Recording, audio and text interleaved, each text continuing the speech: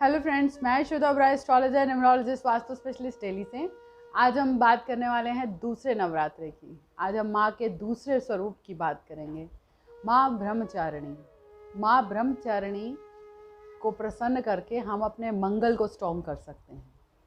मंगल हमारे अंदर की ऊर्जा का कारक है। जो ज़िद्दी होते हैं उनका मंगल स्ट्रॉन्ग होता है। ज़िद किसी चीज़ को ठान लेना पाने के लिए। माँ ब्रह्मचारिणी ने भी ये ठान लिया था कि उन्होंने चंद्रमौली शिव से शादी करनी है, और उनको पाने के लिए उन्होंने तपस्या की। कई हजार वर्ष उन्होंने तपस्या की, और उन्होंने सिर्फ फ्रूट्स खाए, बेलपत्र के पत्ते खाए जो टूटे हुए होते हैं। ज़मीन पर उन्होंने सोना तय किया। बरसात हो, धूप हो, कुछ भी हो, उन्होंने अपना तप नहीं छोड़ा। देवताओं ने भी उन्हें आश्वासन दिया कि आप जाइए, आपका तप सफल हो गया, शिव आपसे शादी कर लेंगे। लेकिन उन्होंने अपनी ज़िद नहीं छोड़ी। उन्होंने कहा जब तक शिव स्वयं आकर मुझे वचन नहीं देंगे तब तक मैं तप करती रहूँगी। फिर देवताओं ने जाके शिव से अनुग्रह किया कि आप आएं और माँ के इस तप को स्वीकार करें और उन्हें वचन दें, ताकि वो उनका वो घोर तप खत्म हो। वो इतना घोर तप था जिसमें कहते हैं कि उन्होंने खाना पीना भी छोड़ दिया था, और वहीं उनका नाम अपर्णा भी पड़ा। और फिर शिव ने प्रसन्न होकर उन्हें कहा कि हाँ, मैं आपसे शादी करूँगा, और उसके बाद उन्होंने उनसे विवाह कर लिया। तो माँ ब्रह्मचारिणी का कठोर तप हमारे मंगल को स्ट्रॉन्ग करता है। तो जो भी सारे फास्ट रखते हैं वो कोशिश करें कि दूसरे नवरात्रे पर सिर्फ फलाहार ही करें, अन्न ना खाएं। तो इससे उनका मंगल स्ट्रॉन्ग होगा, उनकी स्ट्रेंथ होगी, उनके मन की शक्ति बढ़ेगी कि उन्होंने अपने आप को इस चीज़ के लायक बनाया। तो माँ आप सब पर कृपा करे, आपका कल्याण करे, हम यही चाहते हैं। मैं एक एक करके सभी देवियों के बारे में जितना मेरा ज्ञान है, जितनी मुझे समझ है, मैं आपके साथ शेयर करूँगी। मेरी वीडियो को आप लाइक करें, सब्सक्राइब करें, और अगर कहीं आप चाहते हैं किसी चीज़ की जानकारी तो वो भी बताएं, मैं उस पर भी आपको वीडियो बनाऊंगी और आपके साथ अपनी नॉलेज को शेयर करूंगी। बहुत से लोगों ने मुझसे ये कहा कि आपने श्राद्धों पर कोई भी वीडियो नहीं बनाई। उसके कारण था कि श्राद्ध जो हम करते हैं हमारे पितरों का होता है, यानी कि हमारे जो बड़े बडेरे हैं, पंजाब में उसको जैसे बड़े बडेरे कहा जाता है, जठेरे कहा जाता है, कईयों में कुल देवी कहा जाता है, कुल देवता कहा जाता है। हर किसी के घर का अपना एक नियम और एक कायदा है। हम जीते जी इतनी चीज़ें छेड़ लेते हैं। कम से कम जो चले गए हैं उनकी आत्मा की शांति के लिए जो चला आ रहा है उसी को करें। कोई नई नीति ना चलाएं, कोई नई चीज़ ना शुरू करें जो उन्हें बुरी लगे, जो चले गए हैं और जो हैं उनको कष्ट हो। तो इसीलिए मैंने श्राद्धों पर कोई वीडियो नहीं बनाई और ना ही इसमें कोई अपनी राय दी है। ठीक है, अगर किसी को परेशानी है वो हम कुंडली देखकर उसकी एनालाइज करते हैं, फिर उसे उपाय ज़रूर बताते हैं कि अगर कोई उपाय है पितरों के रिगार्डिंग करने वाला तो हम ज़रूर बताते हैं। लेकिन मैंने इसके ऊपर कोई उपाय, कोई टोटका नहीं बताया, ना मैं बताऊँगी।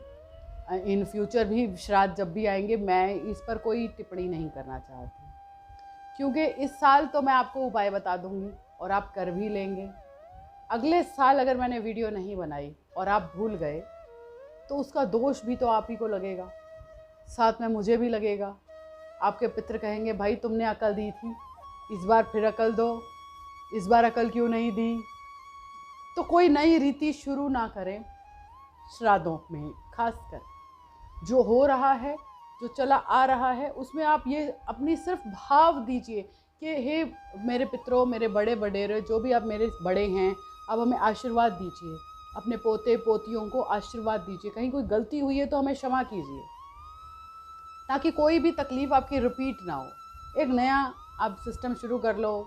मैं आपको कह दूँ ये कर लो, गाय को रोटी खिलाओ, कौवे को रोटी खिलाओ। अरे आपका पंडित आपको ज़्यादा अच्छे से बता पाएगा, आपकी माता जी आपको ज़्यादा अच्छे से बता पाएंगी, आपकी दादी जो है वो आपको ज़्यादा अच्छे से गाइड कर पाएंगी कि हमारे बड़े बुजुर्ग कैसे करते थे। कुछ भी नया शुरू ना करें। और और जो उपाय भी लोग बताते हैं, मैं उसके लिए भी आपको बता दूं, जो भी आप टोटके वगैरह कर रहे हैं वीडियो देख के, मेरे वीडियो देखकर भी अगर आप कर रहे हैं तो उनका असर 6 महीने तक ही रहने वाला है। समझ लीजिए जैसे एक सेब है, आप लाकर एक कमरे में रख दीजिए, वो 4 दिन ठीक रहेगा, 5वें दिन वो बदबू मारेगा, आपको उसे उठा के बाहर फेंकना ही पड़ेगा, उसे जल प्रवाहित करना ही पड़ेगा, वो आपके लिए सदा नहीं रहने वाला वैसा ही फ्रेश। तो कभी भी जब भी आप कोई उपाय कर रहे हैं तो कोशिश करें कि उसे उसके बाद जल प्रवाहित कर दीजिए। आपने किसी चीज़ के लिए उपाय किया है, वो चीज़ हो गई है, उसके बाद उसे जल प्रवाहित कर दीजिए, उसे पीपल के नीचे छोड़ आइए। ये कोई नेगेटिविटी नहीं है, ये एक उपाय का एंड यही होता है। वो पड़ा रहेगा, उसमें कीड़े लगेंगे, फिर वो नेगेटिविटी करेगा, उसको कोई फ़ायदा नहीं, वो फ़ायदा कम नुकसान ज़्यादा देगा। तो ऐसी कोई भी वीडियो आप देखें, मैं किसी का नाम नहीं ले रही हूँ, मैं किसी को गलत या सही नहीं डिफ़ाइन कर रही हूँ, मैं सिर्फ अपने मन की बात कर रही हूँ जो मैंने लॉजिक को समझा है।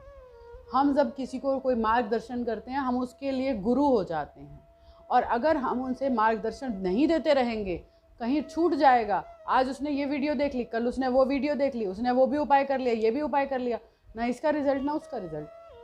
तो गाइडेंस लेनी है तो अपनी कुंडली को पूरा एनालाइज करवा कर ही उपाय लें जो एग्जैक्ट आपके लिए हैं। ये बताए हुए टोटके संडे को, मंडे को, नवरात्रों में, दिवाली पे, दशहरे पे, इस तरह से उपाय आप ना करें। जो नॉर्मल कॉमन हर गृहस्थ जीवन के लिए उपाय होते हैं, मैं सिर्फ वही बताती हूँ। इसीलिए मैं ज़्यादा टोटके वोटके नहीं बताना पसंद करती। कुछ चीज़ है, परेशानी है, उसका उपचार आप कीजिए, पूजा आप करवाइए, दान पुण्य आप कर सकते हैं, पर वो भी अपनी कुंडली के अकॉर्डिंग करवा लीजिए। कुछ ज़्यादा बड़ा चार्ज नहीं लगता है। आपके जीवन की जब बात आ जाती है, अपने जीवन को बैलेंस करने की बात आ जाती है, वहाँ फीस नहीं देखी जाती, वहाँ ये देखा जाता है कि मुझे बेस्ट गाइड कौन कर रहा है। तो कोशिश करें कि कभी भी इस तरह के उपाय ना करें जो बाद में इन फ्यूचर आपको कोई ख़ास खुशी नहीं देने वाले, उल्टा परेशान कर देंगे। कितने टोटके आप कर करके अपने घर में रखते जाएंगे, लौंग रख लो, नमक, इलायची रख लो, नींबू रख लो, ये रख लो, वो रख लो, क्या है। तो हमने कुंडली के अकॉर्डिंग ही उपाय करें, अपने कुंडली के अकॉर्डिंग ही चलें, ताकि आपको सही रास्ता मिले। उन रास्तों पर ना चलिए जिनका आपको पता ही नहीं है कहाँ जा रहा है वो। तो इसीलिए मैंने श्राद्धों पर कोई वीडियो नहीं बनाई, मैंने कोई टिप्पणी नहीं करी, क्योंकि ये मुझे अच्छा नहीं लगा। मेरी अंतर आत्मा नहीं मानी तो मैं कैसे कर सकती थी। तो नवरात्रों के लिए आपको मैंने मेरी तरफ से शुभकामनाएं। माँ ब्रह्मचारिणी के व्रत पर आप फलाहार कीजिए, अन्न ग्रहण ना करें। अगर कोई इच्छा है तो वो आप माँ को ज़रूर बताएं, आपकी इच्छा पूरी हो, ऐसी मैं मंगल कामना करती हूँ। माता रानी आप सबको हमेशा खुश रखे, समृद्ध रखे, आप अपने घर में, हमारे घर में हमेशा सुख शांति बनी रहे, यही मेरी मंगल कामना है। जय माता दी।